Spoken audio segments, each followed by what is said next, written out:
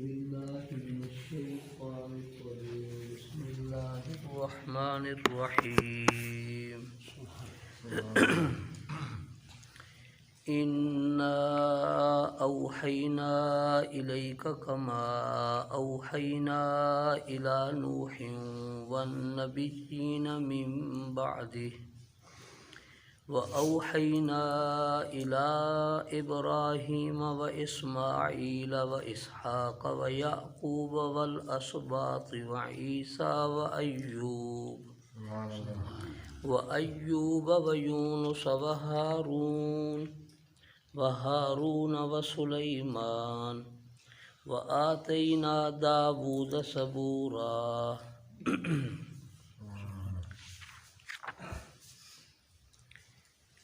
پچھلے رکوع سے ایک بات چلی تھی کہ یہودیوں نے حضور صلی اللہ علیہ وسلم سے ایک مطالبہ کیا تھا۔ مطالبہ یہ تھا کہ قرآن کریم جب اللہ کی کتاب ہے تو اس کو ایسے ہونا چاہیے تھا جیسے دوسری اللہ کی کتابیں نازل ہوئیں۔ دوسری جو کتابیں تھیں وہ یک بارگی ایک ہی دفعہ ساری کتاب اللہ پاک نے اپنے نبیوں کو دے دی، لیکن قرآن کریم کی ترتیب ان سے الگ ہے۔ یہ تھوڑا تھوڑا 2 آیاتیں، کبھی 4 آیاتیں، کبھی 1 رکوع، کبھی 2 رکوع، کبھی مختصر، کبھی زیادہ، یوں حصہ نازل ہوتا۔ تو انہوں نے کہا کہ اگر یہ بھی اللہ کی کتاب ہے تو اس کو ایسے نازل ہونا چاہیے تھا جیسے پچھلی کتابیں نازل ہوئی۔ اس کے 2 جواب دیے گئے تھے۔ ایک جواب دیا گیا تھا رکوع کے شروع میں، اور ایک جواب، دوسرا جواب جو ہے یہ آج جو تیسرے رکوع کی آیاتیں پڑھی گئی ہیں، تقریباً اس رکوع کے اکثر حصے میں دوسرا جواب دیا گیا ہے۔ پہلے جواب کو حضرات علماء کے لفظوں میں کہا جاتا ہے الزامی جواب، اور دوسرے جواب کو حضرات علماء کے لفظوں میں کہا جاتا ہے تحقیقی جواب۔ الزامی جواب کا مطلب یہ ہوتا ہے کہ مخالف کو ایسا جواب دو کہ وہ چپ ہو جائے، بات کر نہ سکے۔ تحقیقی جواب میں بات سمجھائی جاتی ہے، بات کی حقیقت بتلائی جاتی ہے۔ تو الزامی جواب اور تحقیقی جواب میں یہ فرق ہوتا ہے۔ الزامی جواب تو اللہ تبارک و تعالیٰ نے ان کو یہ دیا تھا، فقد سألوا موسیٰ اکبر من ذلک، یہ لوگ تو موسیٰ علیہ السلام سے اس سے بھی بڑا سوال کر چکے ہیں، تو اگر اس وقت اس سے بڑا سوال کیا تھا تو ان سے اگر یہ آج چھوٹا سوال یا چھوٹی بات ظاہر ہوئی ہے تو پریشان نہ ہو۔ جیسے کوئی آدمی کسی کو گالی دے دے، دوسرا آدمی پریشان ہو اور کہے مجھے فلاں نے گالی دی ہے، تو آدمی دوسرا جو سنے وہ کہے بھی گالی دی ہے نا۔ ان کے بڑے جو ہیں وہ تو اس سے بھی آگے چلے جایا کرتے تھے۔ تو اللہ تبارک و تعالیٰ نے پہلے تو یہی جواب دیا کہ انہوں نے جو آج آپ سے سوال کیا، ان کے تو بڑے بڑے کام اور بڑے بڑے جرائم ہیں، پھر سود خوری، اللہ کے نبیوں کے ساتھ ان کے ساتھ کفر کرنا، ان کو قتل کرنا، یہ ساری تفصیلات اللہ پاک نے بتلائی تھیں، اور وہ پورے رکوع کے اندر الزامی جواب چلتا رہا۔ اب تحقیقی جواب کا خلاصہ یہ ہے، اللہ تبارک و تعالیٰ نے فرمایا اے میرے پیغمبر ذرا ان کو بات سمجھائیں کہ دیکھیں مجھ سے پہلے بہت سارے رسول اور نبی آئے ہیں۔ قرآن کریم میں 25 نبیوں کے نام آئے ہیں، اور اس جگہ تقریباً 12 حضرات انبیاء کے نام اللہ نے بتلائے ہیں۔ 25 حضرات ہوں جو پورے قرآن میں جن کا ذکر آیا، یا اس جگہ جن حضرات کا ذکر آیا، اللہ نے فرمایا ہے کہ اے یہودیو، یہ وہ پیغمبر ہیں جن کا ہم نام بتلا رہے ہیں، ان کو تم جانتے ہو، ان کی نبوت کو تم مانتے ہو، ان کو نبی مانتے ہو۔ ان میں سے کچھ حضرات وہ ہیں جن کے پاس ہم نے کتاب بھیجی تھی، کچھ وہ ہیں جن کے پاس ہم نے سرے سے کتاب ہی نہیں بھیجی۔ جن کے پاس ہم نے سرے سے کتاب ہی نہیں بھیجی تم ان کو نبی مانتے ہو، اور تم نے شرط یہ لگا رکھی ہے کہ یک بارگی کتاب ملے گی تو ہم مانیں گے۔ ان کے پاس تو یک بارگی کیا کتاب آئی نہیں، تو ان کو نبی کیوں مانتے ہو؟ فرمایا جیسے ان کی نبوت ایک دلیل سے ثابت ہے، انہوں نے اپنے اپنے وقت میں معجزات دکھلائے تھے، تو ہمارے اس نبی کی نبوت بھی دلیل سے ثابت ہے، اور وہ ہیں معجزات۔ اور سب سے بڑا معجزہ ہمارے نبی کا یہ قرآن کریم ہے، اور اسی کا پھر اللہ تبارک و تعالیٰ نے ذکر فرمایا ہے کہ اللہ نے اس کتاب کو اتارا ہے اور اپنے خاص علم کے ساتھ اتارا ہے۔ تم لوگوں کو چاہیے جیسے اور نبیوں کی نبوت پر ایمان رکھتے ہو، اس نبی کی نبوت پر بھی ایمان لے آؤ۔ تو اب فرمایا ہے انا اوحینا الیک، اے میرے پیغمبر ہم نے آپ کی طرف ایسے ہی وحی کی ہے، کما اوحینا الی نوح، جیسا کہ ہم نے حضرت نوح علیہ السلام کی طرف وحی کی تھی، والنبیین من بعدہ، اور بہت سارے نبی اور تھے جو حضرت نوح کے بعد آتے رہے، ان کے پاس بھی ہم وحی کرتے رہے۔ وَأَوْحَيْنَا إِلَىٰ إِبْرَاهِيمَ، پھر خاص طور پر ہم نے حضرت ابراہیم علیہ السلام کی طرف اور حضرت اسماعیل علیہ السلام کی طرف اور حضرت اسحاق علیہ السلام کی طرف اور حضرت یعقوب علیہ السلام کی طرف، والاسباط، اور حضرت یعقوب کی اولاد میں بہت سارے پیغمبر آئے ہیں، ہم نے ان کی طرف بھی وحی کی۔ وعیسیٰ، اور حضرت عیسیٰ کی طرف، حضرت ایوب، حضرت یونس، حضرت ہارون، حضرت سلیمان، ان سب کی طرف ہم نے وحی کی، اور ان کو تم بھی نبی مانتے ہو۔ حضرت سلیمان علیہ السلام کے پاس سرے سے کوئی کتاب نہیں آئی، یہ اپنے والد حضرت داؤد علیہ السلام پر جو کتاب اتری تھی جو اس کے پابند تھے، اور ان سے پہلے حضرت ہارون کو کوئی کتاب نہیں دی گئی۔ حضرت یونس، حضرت ایوب، حضرت یعقوب، ان کے پاس کوئی کتاب نہیں آئی، حتیٰ کہ حضرت اسحاق علیہ السلام کے پاس بھی کتاب نہیں آئی۔ تم ان سب کو نبی مانتے ہو، تو پھر کیا وجہ ہے ہمارے اس نبی کو نبی کیوں نہیں مانتے ہو؟ وَآتَيْنَا دَاوُودَ زَبُورًا، اور ہم نے حضرت داؤد علیہ السلام کو زبور عطا کی تھی۔ زبور کے 150 حصے تھے، اس میں احکام نہیں تھے، اس میں اللہ کے ساتھ مناجات، دعائیں اور وظیفے تھے۔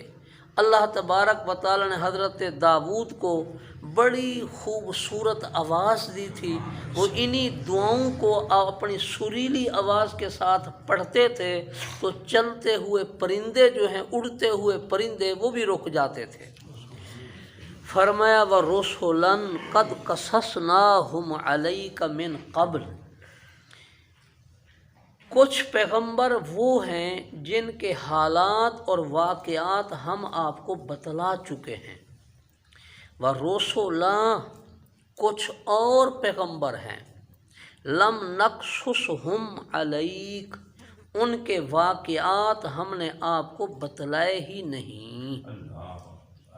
کچھ پیغمبروں کے واقعات ہم نے آپ کو بتلائے ہیں، جیسے قرآن کریم میں بعض پیغمبروں کے حالات بڑے تفصیل کے ساتھ آئے ہیں۔ حضرت آدم، حضرت نوح، حضرت ابراہیم، حضرت یوسف، حضرت موسیٰ، حضرت عیسیٰ، ان حضرات کے حالات بڑے تفصیل کے ساتھ آئے ہیں۔ بعض پیغمبروں کے حالات بڑے مختصر آئے ہیں، بعضوں کا صرف نام بتلایا ہے، حالات نہیں بتلائے۔ اور عرض کیا گیا ہے آپ کے پاس سامنے کہ 25 پیغمبروں کے نام آئے ہیں قرآن کریم میں، بقیہ پیغمبروں کے نام نہیں آئے۔ حضرت ابو ذر غفاری رضی اللہ عنہ کی ایک لمبی حدیث ہے، اس میں وہ حضور علیہ السلام سے کچھ باتیں پوچھتے ہیں۔ ان میں سے ایک بات یہ پوچھی، اے اللہ کے رسول، نبی کتنے دنیا میں آئے؟ آپ نے فرمایا 1,24,000۔ پھر انہوں نے پوچھا ان میں رسول کتنے تھے؟ آپ نے فرمایا 315۔ پھر آپ نے اپنا سوال اور بھی کیے، تو خلاصہ یہ ہے کہ 1,24,000 نبی رسول آئے ہیں، لیکن صرف 25 کا ذکر ہے قرآن کریم میں۔ بقیہ جو حضرات ہیں قرآن خود اعلان کر رہا ہے وَرُسُلًا لَّمْ نَقْصُصْهُمْ عَلَيْكَ، اور بہت سارے ہمارے وہ پیغمبر ہیں جن کے حالات ہم نے آپ کے سامنے بیان کیے ہی نہیں۔ جب حالات بیان کیے ہی نہیں تو آپ علیہ السلام نے بھی روایات کے اندر، حدیثوں کے اندر ان کے حالات بیان نہیں کیے۔ وَكَلَّمَ اللَّهُ مُوسَىٰ تَكْلِيمًا، اور موسیٰ علیہ السلام نے تو موسیٰ علیہ السلام سے تو اللہ نے ایک خاص انداز سے گفتگو کی تھی، تو یہ بھی ان پیغمبروں میں سے ایک ہیں۔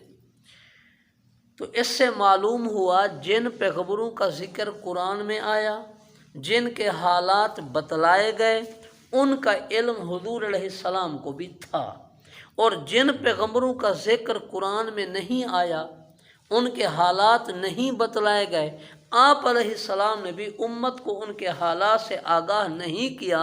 لہذا آپ علیہ السلام کے متعلق یہ ذہن میں رکھنا چاہیے کہ جو کچھ اللہ نے آپ کو بتلا دیا وہ آپ کے پاس اس کے معلومات ہیں، اور کتنا معلومات ہیں یہ ترازو لے کر تولنا نہیں ہے۔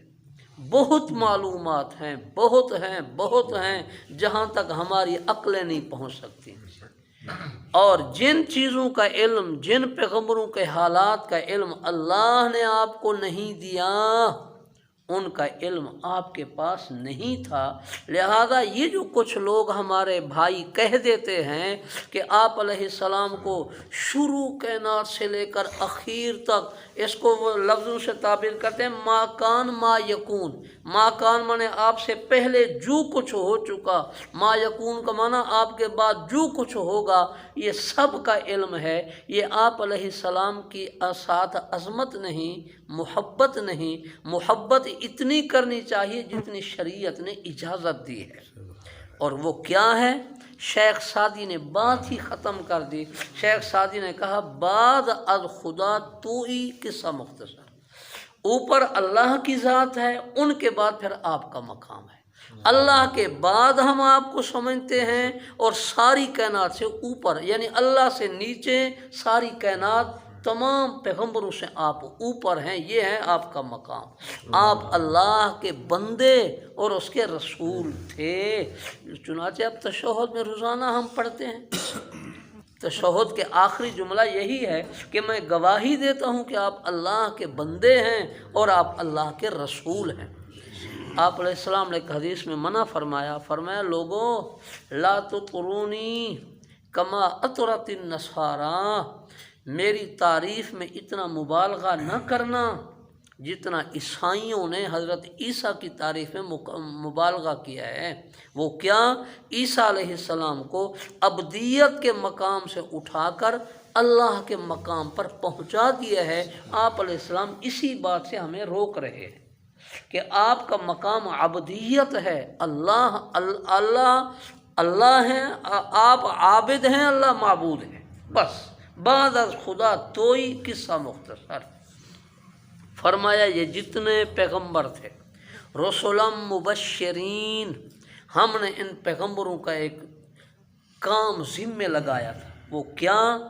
ماننے والوں کو خوشخبری سنائیں گے، وہ منذرین، اور نہ ماننے والوں کو اللہ کے عذاب سے ڈراتے رہیں گے۔ بس یہ ہے نبی کا منصب کہ خوشخبری سنانا اور جو نافرمان ہو اس کو ڈراتے رہنا۔ اگلے جملے میں اللہ تبارک و تعالیٰ نے پیغمبروں کے بھیجنے کا مقصد بتلایا ہے کہ اگر ہم پیغمبروں کو نہ بھیجتے تو پھر قیامت کے دن لوگ آ کر عذر کرتے، معذرت کرتے کہ ہمارے پاس نبی تو آئے نہیں تھے، ہم کیسے سمجھتے اور کیسے عقل سے ہم وہ چیزوں کو ہم سوچتے، ہماری عقل تو اتنی نہیں تھی، اے اللہ آپ نبیوں کو بھیجتے تاکہ ہم یہ ان کی باتیں مان کر چلتے۔ فرمایا اب عذر کوئی نہیں کر سکے گا قیامت کے دن، ہم نے نبیوں کو بھیج دیا۔ لِأَلَّا يَكُونَ لِلنَّاسِ عَلَى اللَّهِ حُجَّةٌ، اللہ کے سامنے کل کو کچھ دلیلیں پیش نہ کرے، بعد الرسل، رسولوں کے بھیجنے کے بعد لوگوں کے پاس کوئی عذر نہ رہے، کوئی معذرت نہ رہے، بس اب بات صاف ہو گئی، رسول آئیں۔ حضرات نے ایک عجیب بات فرمائی ہے کہ کتابیں تو آئی ہیں صرف 4 اور رسول آئے ہیں 1,24,000، تو اس کی وجہ کیا تھی؟ اتنے پیغمبر کیوں آئے؟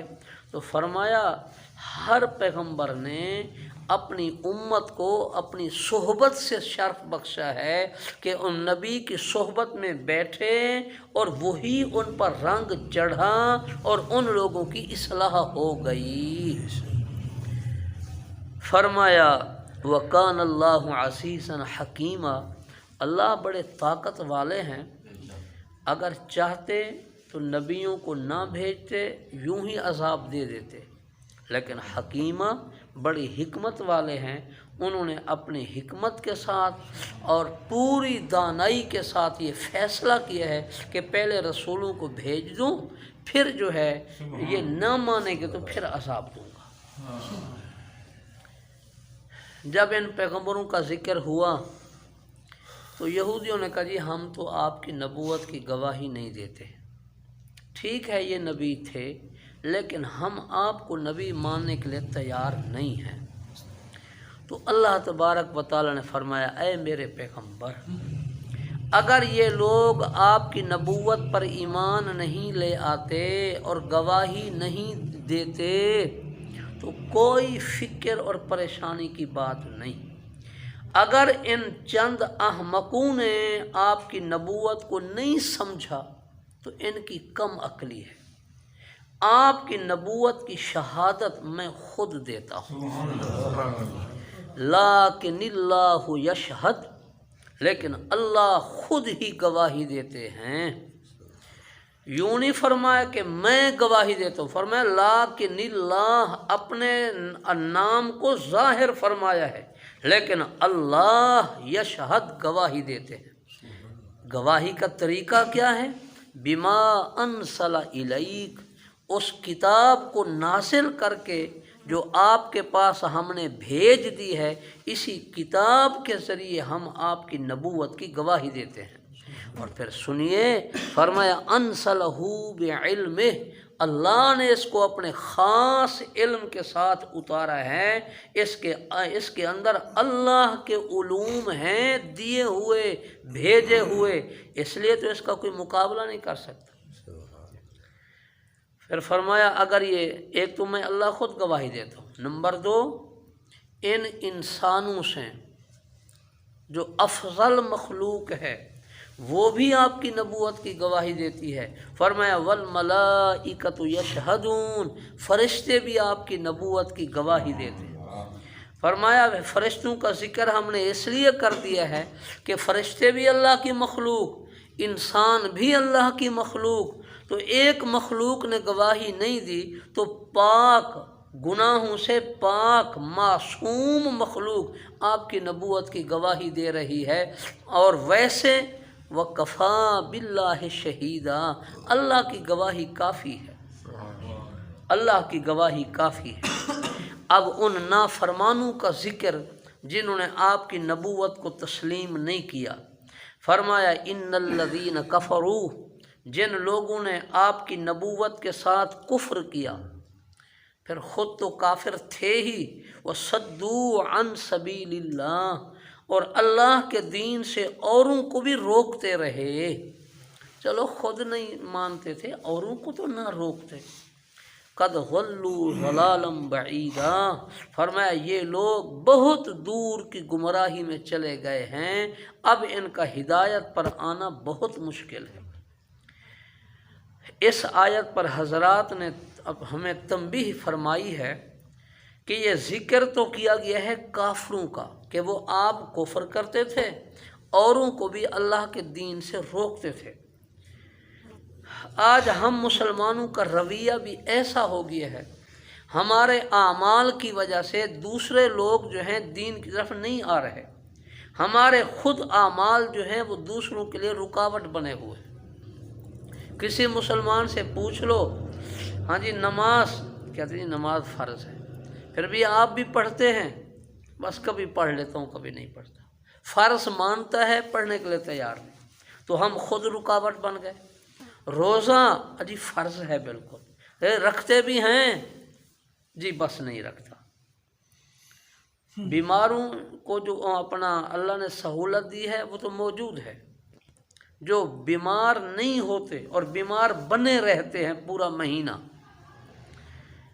تو ہم خود رکاوٹ ہیں آج۔ اس لیے ہم میں سے ہر ایک آدمی کو اس پر فکر کرنی چاہیے کہ میرا کون سا عمل ہے جس کی وجہ سے لوگ اسلام سے دور ہو رہے ہیں۔ ان الذین کفروا، فرمایا جن لوگوں نے کفر کیا، وظلموا، اور انہوں نے ظلم کیا، ظلم وہ یہی ہے کہ اوروں کو اللہ کے دین سے روکتے رہے، فرمایا ان کی سزا یہ ہے لم یکن اللہ لیغفر لہم، اللہ ان کو نہیں بخشے گا، ولا لیہدیہم طریقا، اللہ ان کو سیدھا راستہ بھی نہیں دکھلائے گا۔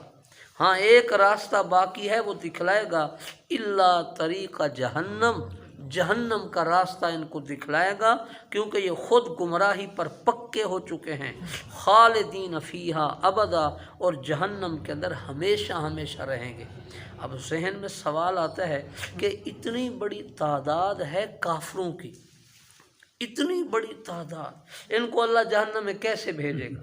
تو اللہ نے فرمایا وَكَانَ ذَلِكَ عَلَى اللَّهِ يَسِيرًا، اللہ پر یہ سب معاملہ آسان ہے، مجھے اپنے اوپر قیاس نہ کرو کہ بڑی انتظام بڑے تیاریوں کی ضرورت ہوگی، نہیں، ہم نے تو کون کہنا ہے اور بات پوری ہو جائے گی۔ تو پہلے کئی نبیوں کا ذکر کر کے حضور علیہ السلام کی نبوت کا جواب دیا، اس کو ثابت کیا، پھر پیغمبروں کے بھیجنے کی حکمت بتلائی، پھر گواہی نہ دینے والوں کے مقابلہ میں اللہ نے اپنی گواہی، فرشتوں کی گواہی کا ذکر کیا، پھر جو نہ ماننے والے تھے ان کا انجام ذکر کیا۔ اب ساری کائنات کو اللہ تعالیٰ نے پھر مخاطب کیا، چاہے وہ یہودی ہوں، چاہے وہ عیسائی ہوں، چاہے وہ گورے اور کالے ہوں، چاہے اس وقت پیدا ہو چکے تھے یا نہیں ہوئے تھے، قیامت تک آنے والی ساری مخلوق کو اللہ مخاطب کر کے فرما رہے ہیں، اور پھر خاص طور پر اس وقت کے یہودیوں کو، قد جاءکم الرسول بالحق، لوگو تم سب کے پاس ہمارے یہ رسول آ چکے ہیں، سچی بات کو لے کر، سچے دین کو لے کر، سچی دلیل کو لے کر، یہ بالحق کا ترجمہ ہے، دین بھی سچا ہے، دلیل بھی سچی ہے، بات بھی یہ نبی سچی کرتے ہیں، اور پھر یہ اپنی مرضی سے نہیں آئے بلکہ جو کچھ لائے ہیں من ربکم، تمہارے رب کی طرف سے آیا ہے، تو یہ تمہارے رب کے نمائندے ہیں، اپنے رب کا خیال کر، رب کا معنی ہے پالنے والا، تمہارے پالنے والے کی طرف سے یہ آئے ہیں تو رب کو بھی دیکھو، ان کی طرف سے جو آئے ہیں ان کے کمالات کو بھی دیکھو۔ جی اچھا جی آ گئے ہیں پھر کیا کریں؟ فرمایا فآمنوا، یہ جو کچھ فرماتے ہیں اس پر ایمان لے آؤ، خیر لکم، یہ تمہارے لیے بہتر ہوگا، دنیا میں بھی، قبر میں بھی اور آخرت میں بھی۔ دنیا کی بہتری کیا ہے؟ اللہ کی پہچان نصیب ہوگی، اور کفر کی جو سزا ہوتی ہے اس سے بچ جاؤ گے، تلوار سے بچ جاؤ گے، آگے تو پھر جنت ہی جنت ہے۔ وَإِن تَكْفُرُوا، اور اگر کفر کرو گے تو پھر ساتھ وہ بھی سن لو، اللہ کا کوئی نقصان نہیں، اس کے نبی کا کوئی نقصان نہیں۔ کیوں؟ اللہ تو اتنی طاقت کا مالک ہے۔ فَإِنَّ لِلَّهِ مَا فِي السَّمَاوَاتِ وَمَا فِي الْأَرْضِ، جو کچھ آسمانوں میں ہے، زمین میں ہے، سب اللہ کا پابند ہے۔ تم نہیں مانو گے تو تمہارا نقصان ہے۔ وَكَانَ اللَّهُ عَلِيمًا، اللہ بڑے علم والے ہیں، جانتے ہیں کون مانتا ہے اور کون نہیں مانتا، کون زبان سے مانتا ہے، کون دل سے مانتا ہے۔ حکیمہ، اور بڑے حکمت والے ہیں کہ دنیا میں نافرمانوں کو سزا نہیں دیتے۔ یہاں تک جو ساری گفتگو تھی یہ تھی یہودیوں کے ساتھ۔ دوسرا فرقہ عیسائیوں کا ہے، تو پھر عیسائیوں کو بھی ساتھ ہی سمجھایا۔ فرمایا یا اہل الکتاب، اے عیسائیوں، لا تغلو فی دینکم، اپنے دین کے اندر غلو نہ کرو۔ غلو کا مطلب، غلو عربی کا لفظ ہے، اس کا معنی ہوتا ہے جو حدود اللہ نے بتلا دی ہیں ان سے آگے بڑھ جانا، چاہے وہ نبی کے متعلق ہوں، نبی کی کتاب کے متعلق ہوں، ان سے آگے بڑھنا یعنی اس مقام تک نہ رکھنا، یا پھر اس سے نیچے لے آنا۔ جیسے یہودی تھے، یہ حضرت عیسیٰ علیہ السلام کو نبی ہی نہیں مانتے تھے، اور عیسائی تھے، وہ نبی تو کیا وہ خدا ماننے کے لیے تیار تھے، بلکہ کہتے تھے۔ اس لیے دونوں کو روک دیا، خاص طور پر عیسائیوں کو روکا، لا تغلو فی دینکم ولا تقولوا علی اللہ الا الحق، اللہ کے سامنے وہی بات کرو جو سچی ہو، جھوٹ نہ بولو، اپنی طرف سے بات نہ بناؤ۔ اگلی بات سننے سے پہلے آپ حضرات سنیں، قرآن کریم جب نازل ہوا تھا تو عیسائیوں کے 3 فرقے تھے۔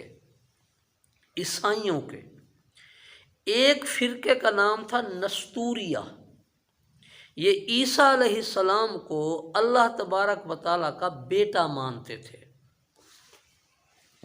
دوسرا فرقہ تھا یعقوبیہ، یہ عیسیٰ علیہ السلام کو عین خدا مانتے تھے، کہتے تھے اللہ تعالیٰ اوپر سے آئے، عیسیٰ علیہ السلام کے وجود کے اندر داخل ہو گئے، اندر داخل ہو گئے، اب جو کچھ عیسیٰ کر رہے ہیں یہ سارا کچھ اللہ کر رہا ہے، اللہ عیسیٰ ہے، عیسیٰ اللہ ہے، یہ ان کا عقیدہ۔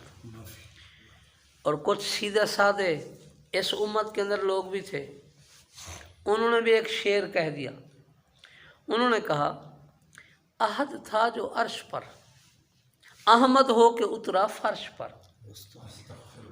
یہ بعین ہی وہی عیسائیوں والی بات ہے، احد تھا جو عرش پر یعنی اللہ جو ایک تھا، احمد ہو کے اترا فرش پر۔ اب ذرا ان کی اگلی بات سنیں، وہ کہتے ہیں دیکھو احد اس میں 3 حرف ہیں، ایک حمزہ، ایک ہا، ایک دال، اور احمد میں 4 حرف ہیں، حمزہ، ہا، میم، دال۔ کہتے ہیں بس یہ میم نہ ہوتی نا، یہ دونوں ایک تھے، بس یہ میم کا چکر ہے جس نے ہمیں چکر میں ڈالا ہوا ہے، ورنہ بات کیا ہے، جو احد تھا عرش پر، وہ جو احد تھا عرش پر وہ احمد ہو کے اترا فرش پر۔ یہ بات بھی غلط ہے، یہ عقیدہ غلط ہے، یہ وہی عیسائیوں والا عقیدہ ہے۔ اور ایک اور قوم ہے وہ کہتی ہے کہ اللہ تبارک و تعالیٰ نے نا عیسیٰ کے اندر پہلے وہ اندر داخل ہو گئے تھے، پھر وہاں سے نکل کر حضرت علی کے وجود میں داخل ہو گئے، پھر وہ حضرت علی کو جو ہے وہ الہ ماننے لگ گئے اور حضرت علی کو جو ہے مشکل کشا ماننے لگ گئے۔ یہ ایک اور تیسری قوم ہے، مسلمان درمیان میں ہیں۔ حضرت علی حضور علیہ السلام کے صحابی، خلیفہ راشد، چوتھے نمبر پر، امت کے محسن ہیں، اور حضرت عیسیٰ اللہ کے نبی، اللہ کے رسول، پاک دامن، مریم کے پیٹ سے پیدا ہوئے۔ نہ یہودیوں کی طرح ان کی بے ادبی کرتے ہیں، نہ عیسائیوں کی طرح ان سے آگے بڑھتے ہیں۔ تیسرا فرقہ عیسائیوں کا، اس کا نام ہے ملکائیہ، بعض حضرات اس کو ملکانیہ نون کے ساتھ بھی لکھا ہے۔ انہوں نے کہا کہ خدا جو ہے دنیا میں تین ہیں، پھر ان کے آگے دو فرقے ہو گئے۔ ایک فرقے نے کہا ایک خدا ہے عیسیٰ، ایک ہے جبرائیل، ایک ہے خود اللہ۔ دوسرے فرقے نے کہا ایک ہے عیسیٰ، ایک ہے بی بی مریم، ایک ہے اللہ۔ یہ تینوں مل کر دنیا کا نظام چلا رہے ہیں۔ آج کل یہ آخری جو دو فرقے ہیں ان کا وجود دنیا میں نہیں ہے، یعقوبیہ کا اور ملکائیہ کا۔ نستوریہ فرقہ دنیا میں آج کثرت سے موجود ہے، اور 99% عیسائی جو ہیں وہ نستوریہ عقیدے کے مالک ہیں، یعنی عیسیٰ علیہ السلام کو اللہ کا بیٹا کہتے ہیں۔ تو اس وقت قرآن کریم نے تینوں فرقوں کا ذکر کیا تھا، کیونکہ تینوں فرقے جو ہیں یہ موجود تھے۔ فرمایا انما المسیح عیسیٰ ابن مریم، لوگو حضرت عیسیٰ حضرت مریم کے بیٹے ہیں، رسول اللہ، اللہ کے رسول ہیں، وکلمتہ، اللہ کے خاص کلمہ کن سے پیدا ہوئے ہیں، القاہا الی مریم، اللہ نے اپنی قدرت کاملہ سے ان کو مریم کے پیٹ میں پہنچا دیا، وروح من، اللہ کی طرف سے خاص روح جو ہے وہ پھونکی گئی تھی۔